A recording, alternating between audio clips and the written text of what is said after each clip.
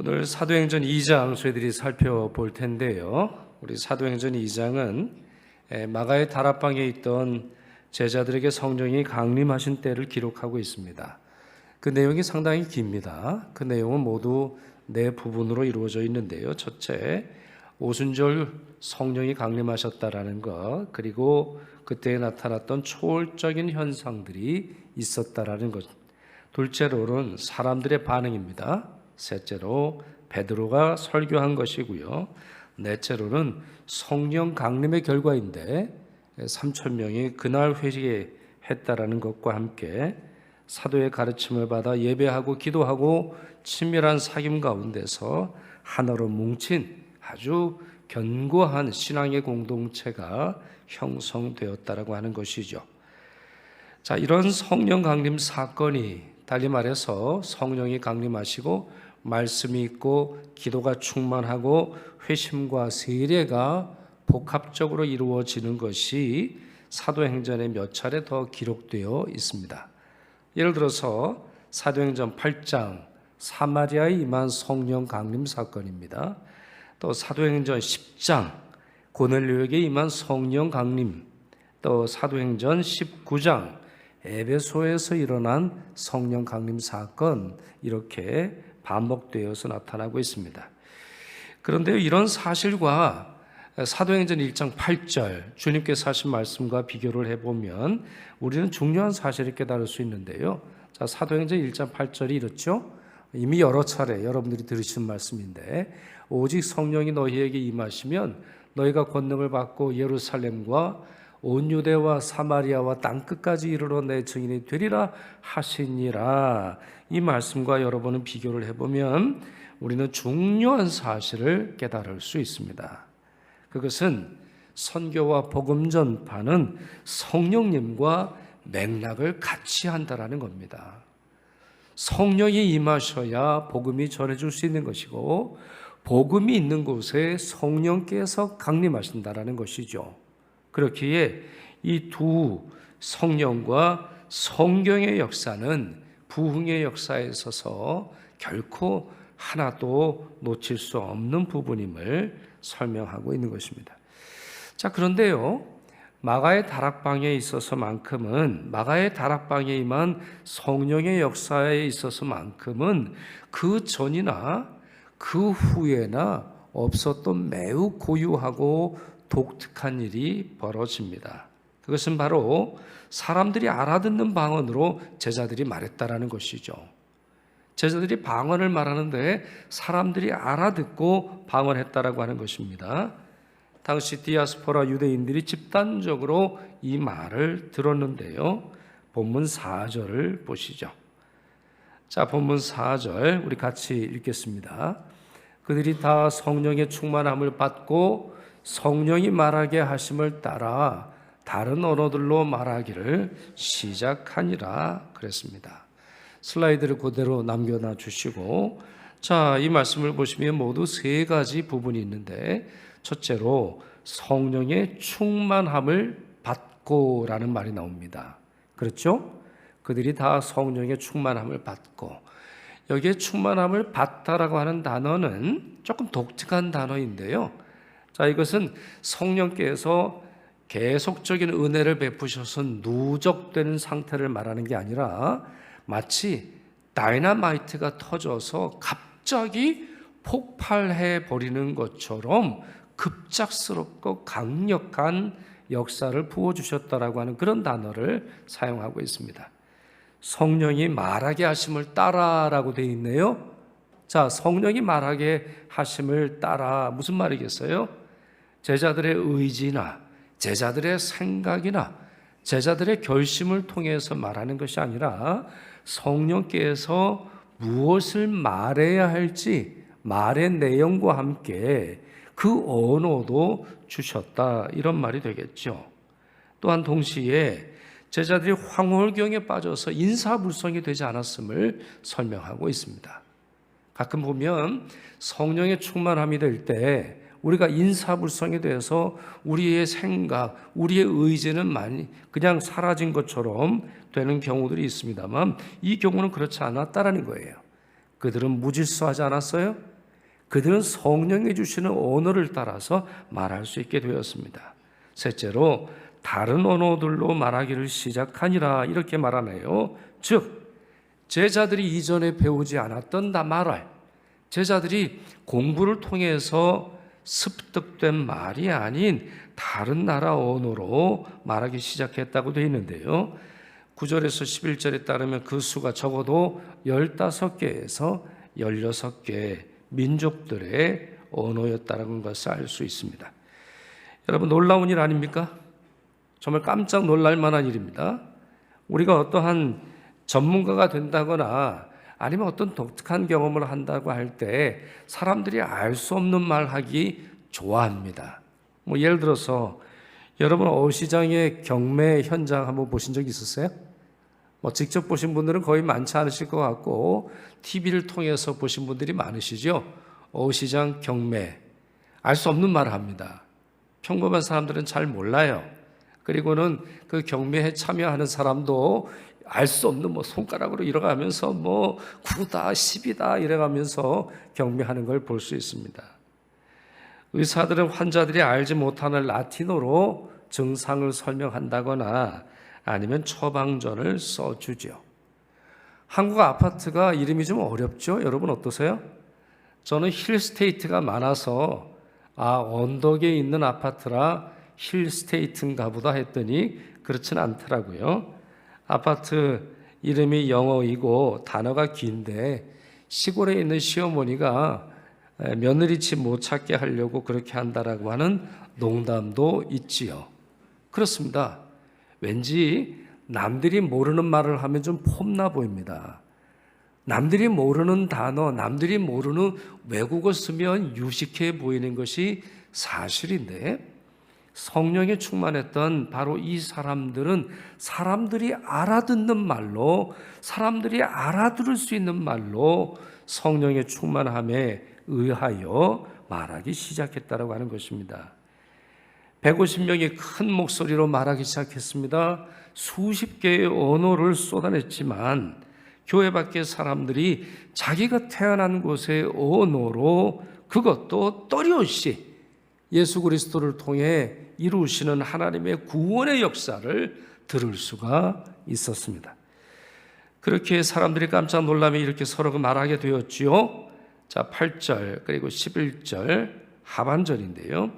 우리가 우리 각 사람이 난 곳 방언으로 듣게 되는 것이 어찌 됨이냐. 자, 뭐라고 말했다고요? 우리 각 사람이 난 곳, 우리가 태어난 곳의 방언. 자, 조금 이따 이 사람들이 누군지를 설명을 드리겠습니다만 유대말이 아니라는 것이죠. 우리가 다 우리의 각 언어로 하나님의 큰 일을 말함을 듣는도다. 이렇게 놀라면서 말하게 된 것입니다. 이런 현상은 일반적인 방언과는 완전히 다르죠. 여러분 방언의 은사를 받으신 분도 많이 계실 텐데요. 고린도전서 14장 2절 보시면 바울이 이렇게 설명합니다. 방언을 말하는 자는 사람에게 하지 아니하고 하나님께 하나니 이는 알아듣는 자가 없고 영으로 비밀을 말함이라 이렇게 설명하고 있죠. 그리고 4절에서는 방언을 말하는 자는 자기 덕을 세우고 그리고 13절 14절에서는 그러므로 방언을 말하는 자는 통역하기를 기도할지니 내가 만일 방언으로 기도하면 나의 영이 기도하거니와 나의 마음은 열매를 맺지 못하리라. 이러한 말씀으로 설명하고 있습니다. 그렇습니다. 이게 일반적 방언의 은사입니다. 그러니 일반적 방언의 은사는 무엇이지요? 말하는 사람이나 듣는 사람이나 그 뜻을 모릅니다. 방언하시는 분들 자신의 느낌으로 내가 이런 기도를 하고 있나 보다 이러한 느낌을 가질 수는 있어도 정확한 통역이 아니고는 내가 무슨 기도를 하는지 모릅니다. 그 이유는 어디 있어요? 방언은 하나님께 드리는 기도이기 때문에 그런 거예요. 내 마음을 향한 것도 아니고 사람들을 향한 것도 아닌 그러한 독특한 기도가 바로 이 방언의 기도인데 그러나 마가의 다락방에 임한 성령의 간임 때는 달랐죠. 성도들의 기도 소리와 성도들의 찬양 소리가 사람들을 향해 있습니다. 사람들이 알아듣습니다. 사람들이 지금 무슨 말을 하는지 그것도 단순히 알 수 없는 신비한 언어로 말하는 것이 아니라 자기의 언어로 자기 나라의 말로 듣게 되는 놀라운 신비를 경험하게 되는 것이죠. 자, 이 사람들은 디아스포라 유대인들입니다. 디아스포라 유대인들. 여러분들 디아스포라라는 말을 들어보셨는지 모르겠습니다. 디아스포라. 디아라고 하는 말은 저 너머로, 스포라라고 하는 말은 스프레드, 영어에서 보면 이제 스프레드라고 하는 말이 나오는데 씨를 뿌리다라는 말입니다. 그래서 이 두 개를 합쳐보면 저 너머로 파종하다, 저 너머로 씨앗을 뿌리다라고 하는 말인데 여기에는 이스라엘이 망한 역사와 함께합니다. 주전 722년 북이스라엘이 망하죠. 그리고 주전 586년에 남유다가 망합니다. 그리고 나서는 강제적으로 전 세계의 유대인들이 흩어져 살게 돼요. 바벨론으로만 끌려간 것이 아니라 시리아, 애굽으로 먼 나라에 이르기까지 유대인들이 흩어져서 살아가게 됩니다. 자, 이 말은 그래서 유대인 민족에게만 사용되는 것이 아닌데요. 우리 한국 사람들도 그렇잖아요. 우리 한국 사람들도 여러분 외국에 나가보면 얼마나 많이 살고 있어요. 우리 중국에는 조선족이 있고 또 구소련 지역에는 누가 살고 있죠, 여러분? 구소련 지역에는 고려인이라는 사람들이 살고 있죠. 또 일본에는 제일 한국인이 있는데 이들을 포함한 한국 이민자들을 디아스포라 코리안 이렇게 부르는 것도 바로 이 단어의 뜻이죠. 자, 이 디아스포라 유대인들 처음에는 영향력이 별로 없었습니다. 그저 생존하는데 급급했죠. 그럴 수밖에 없죠. 나라는 망했고 망한 나라 민족의 사람으로서 외국에서 살아야 하니까 서름이 대단했습니다. 그러나 예수님이 탄생하시기 전부터 이들의 입장이 달라집니다. 이들이 그 땅에서 살아가고 그 땅에서 진보된 어떤 문화 또 진보된 여러 세계에서 활동함으로 말미암아 매우 국제적인 사람들이 되는데요. 주전 200년경에 보면 예수님께서 오시기 이제 200년 전 이야기죠. 이때 알렉산드리아라고 하는 곳에서 70인역이라고 하는 성경이 번역이 됩니다. 이 말은 이 70인역은 뭐냐? 히브리어로 되어 있는 구약 성경을 헬라어로 번역하게 되는 거예요. 그렇게 되면 말미암아 어떤 일이 벌어져요? 흩어져 있는 유대인들이 헬라어로, 그러니까 국제적인 언어죠. 요즘 말로 하면 이제 영어를 언급할 수 있겠는데 이 국제적인 말로 성경을 읽게 되는 겁니다. 과거에는 성경을 읽지 못했던 유대인들, 그곳에서 수백 년 삶으로 말미암아 히브리어를 잊어버린 유대인들의 후손들이 성경을 읽게 된 것이죠. 그 결과 이 사람들이 무슨 관심을 가지게 되겠어요? 자, 이제 율법에 대한 관심을 가지지 않겠습니까? 자기 조국에 대한 관심을 가지지 않을까요? 야, 우리 조국을 한번 좀 가보자. 야, 6월절에 한번 우리 나라를 한번 가보자. 오순절이 되면 우리나라에 한번 가보자.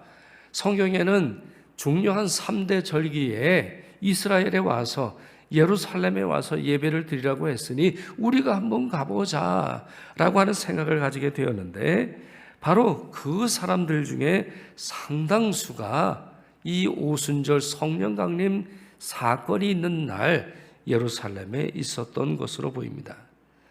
사도행전 2장에 등장했던 디아스포라 유대인도 그런 사람들일 것이죠. 본문 5절을 보시면 그들을 경건한 유대인이라고 설명을 했는데요. 그들은 간절히 하나님께 예배하고 성령의 강림을 기다렸을 것입니다. 그런데 그들 중에 상당수가 예수님의 제자들이 자신들의 언어로 하나님의 위대한 일을 듣게 된 것이고요.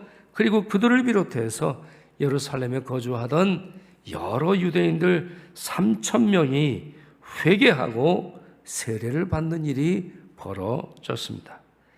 자, 그렇다면 여러분은 어떻게 될까요? 오늘 본문에서는 그 내용을 자세하게 설명하고 있지는 않습니다만, 자, 이 디아스포라 유대인들이 먼 나라에서 살던 사람들이 오순절이 되어서 예루살렘에 왔어요. 그리고는 3,000명이 회심을 했단 말이에요. 뿐만 아니라 수많은 사람들이, 제자들이 기도하고 3,000명이 회개하는 것을 보았단 말이죠. 자, 그러면 원래 자기 나라로 돌아가서는 무슨 이야기를 전했을까요?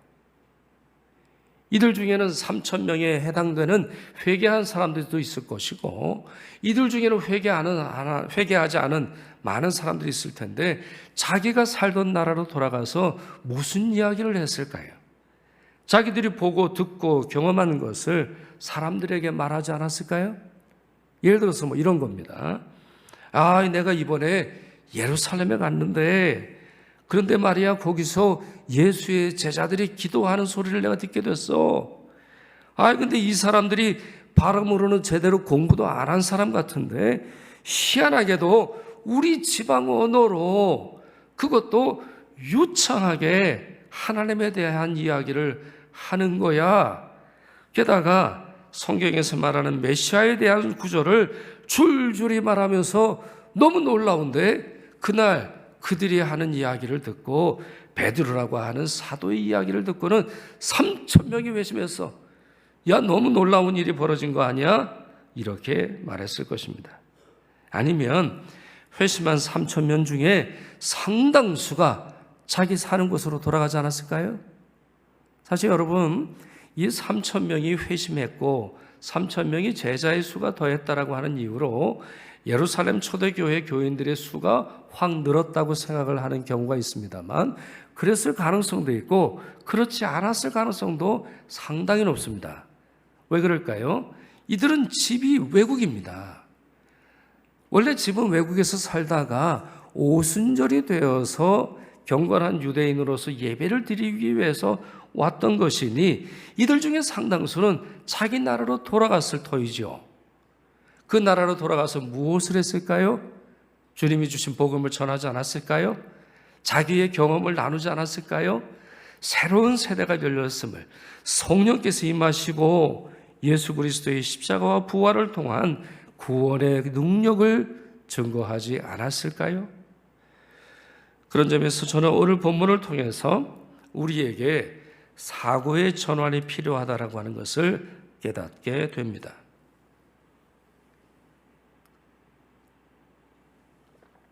자, 무슨 말이냐?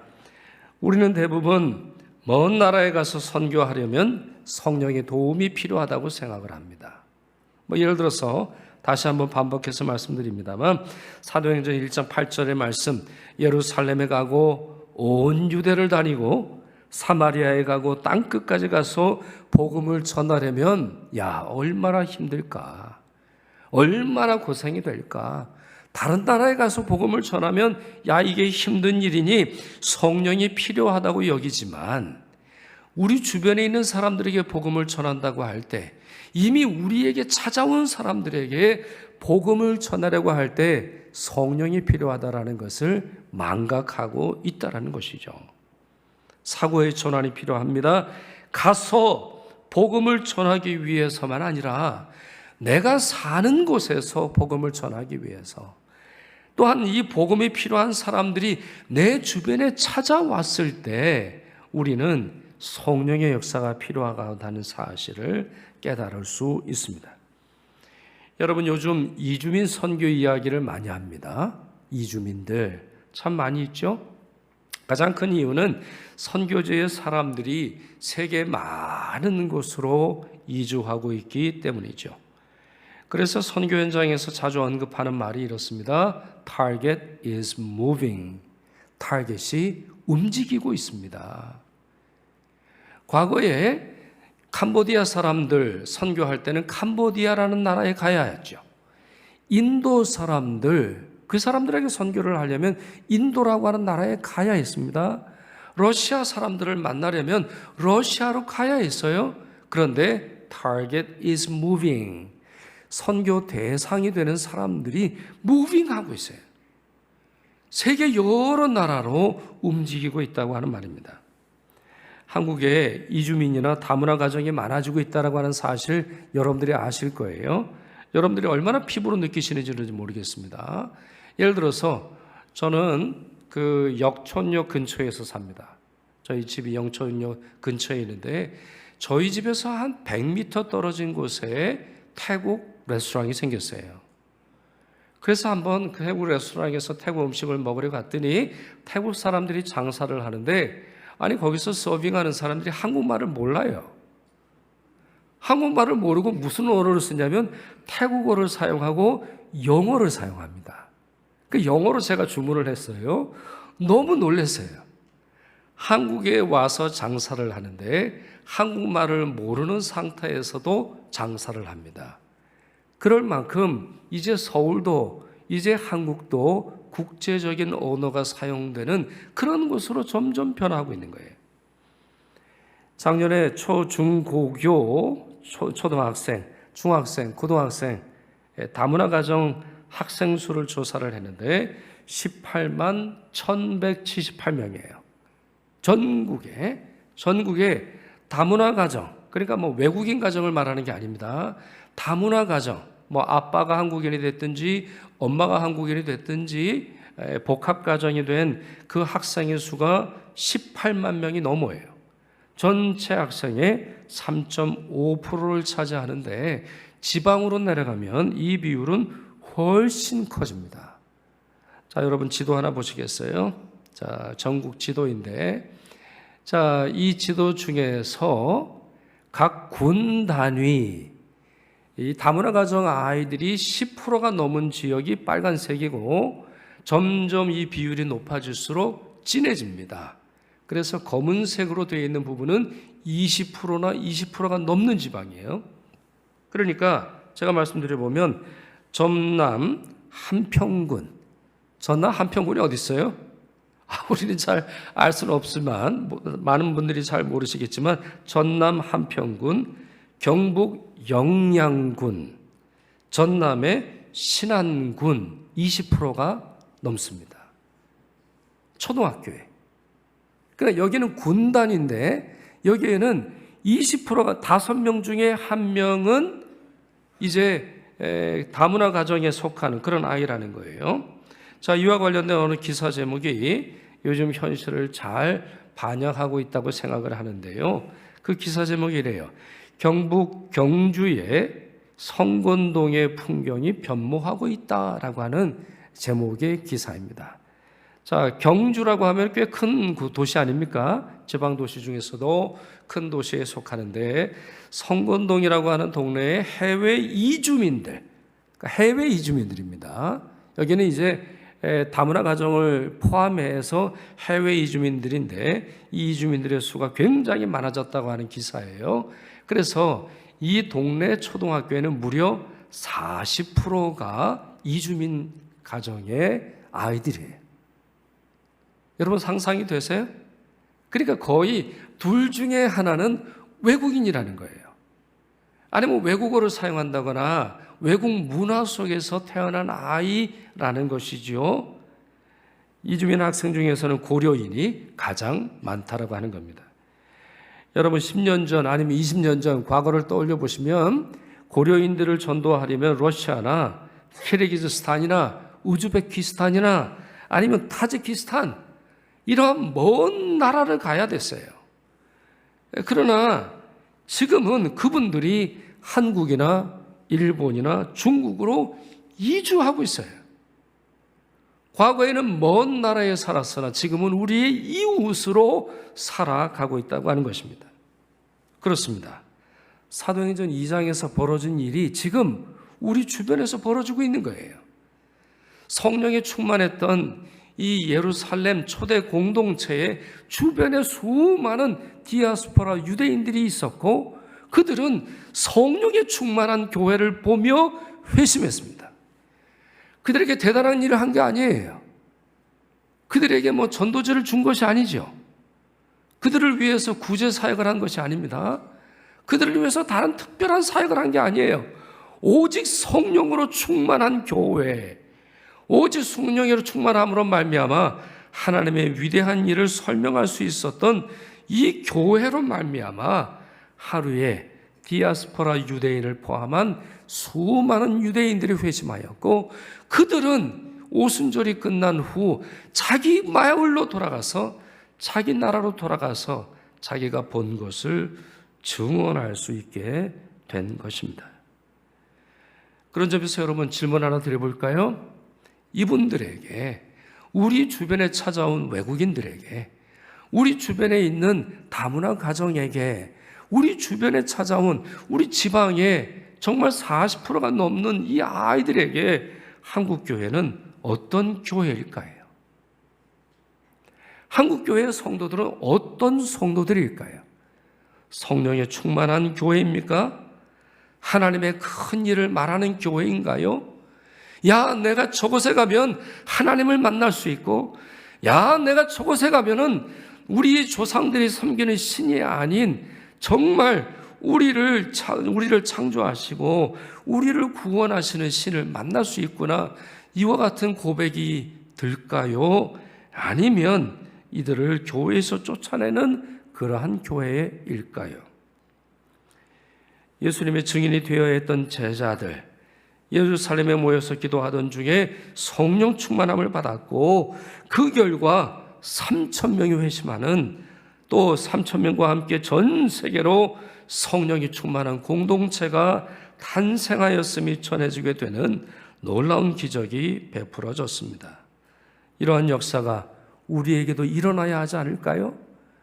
우리 선교사들에게 일어나는 선교의 역사만이 아니라 이곳에 있는 우리를 통해서, 우리 응암교회를 통해서 동일한 역사가 일어나야 하지 않겠습니까? 무엇보다 이주민의 시대라고 부를 정도로 많은 사람들이 한국으로, 우리 곁으로 이주하고 있는데요, 그 변화의 흐름에서 성령에 충만하고 주의 복음을 증거하는 여러분과 우리 교회가 되기를 소망합니다. 아울러 세계 곳곳에 있는 응암교회 교인들의 가정, 또한 응암교회 교인들의 사업처, 그리고 유학생들도 많이 있는데, 여러분들을 통해서 예루살렘 교회와 같은 신비로운 역사가 불일 듯이 일어나는 놀라운 기적이 있기를 축원합니다. 기도하겠습니다.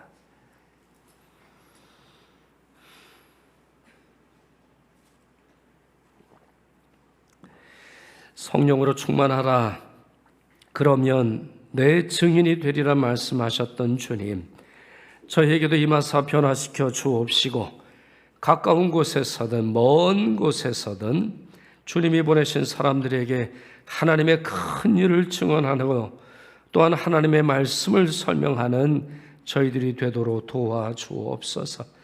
아버지 하나님, 세계는 변화하고 있고 세계에 많은 사람들이 이주하고 있습니다. 이럴 때 저희 교회는 본질로 돌아가 성령으로 충만하고 만나는 모든 사람들에게 복음을 전할 능력을 얻을 수, 능력 주님께서 허락하여 주옵소서. 우리 주 예수 그리스도의 이름으로 기도드리옵나이다. 아멘.